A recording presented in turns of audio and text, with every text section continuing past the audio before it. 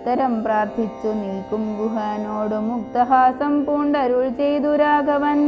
കേൾക്ക നീ വാക്യം മതീയം മമാസഖേ, സൗഖ്യമീതിൽ പരമില്ലെനിക്കേതുമേ. സംവത്സരം 14 കഴിയണം സംവസിച്ചിടുവാൻ ഗ്രാമാലയങ്ങളിൽ, അന്യദത്തം ഭുജിക്കുന്നതുമില്ലെന്നു മന്യേ വനവാസകാലം കഴിയുവോളം. രാജ്യം മമൈതൽ ഭവാൻ മത്സഖിയല്ലോ, പൂജ്യനാം നീ പരിപാലിക്ക സന്തതം. കുണ്ഠഭാവം ചെറുതുണ്ടായികയും വേണ്ട, കൊണ്ടുവരിക വടക്ഷീരമാശു നീ. തൽക്ഷണം കൊണ്ടുവന്നു വടക്ഷീരവും ലക്ഷ്മണനോടും കലർന്നു രഘുത്തമൻ.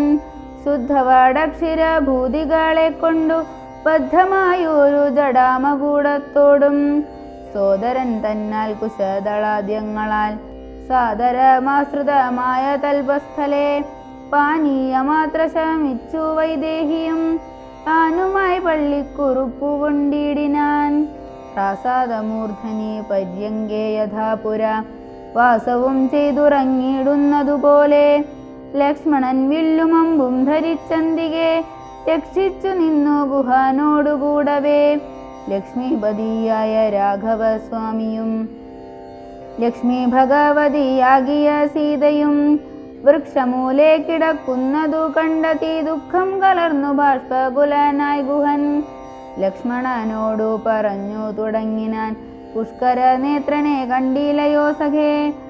പർണതൽപേ ഭുവി ദാരുമൂലെ കിടന്നർണോജനേത്രനുറങ്ങുമാറായിതു. സ്വർണതൽപേ ഭവാനോത്തമേ സൽപുരേ, പുണ്യപുരുഷൻ ജനകാത്മജയോടും പള്ളിക്കുറുപ്പുകൊള്ളും മുന്നമിന്നിഹ പല്ലവ പല്യങ്കസീം നിവനാന്തരേ. ശ്രീരാമദേവനു ദുഃഖമുണ്ടാക്കുവാൻ കാരണഭൂതയായി വന്നിതു കൈകേയി. മന്ധരാ ചിത്തമാസ്ഥായ കൈകേയി താൻ ഹന്തമാഹാപാപമാചരിച്ചാളല്ലോ. ശ്രുത്വാ ഗുഹോക്തികളിസ്ഥമാഹന്ത സൗമിത്രിയും സത്വരമുത്തരം ചൊല്ലിനാൻ. ഭദ്രമാദേ ശൃണു മദ്വചനം, രാമഭദ്രനാമം ജപിച്ചിടുക സന്തതം.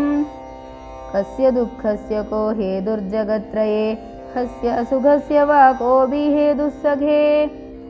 പൂർവജന്മാർജിത കർമ്മമത്രേ ഭുവി സർവലോകർക്കും സുഖ ദുഃഖ കാരണം.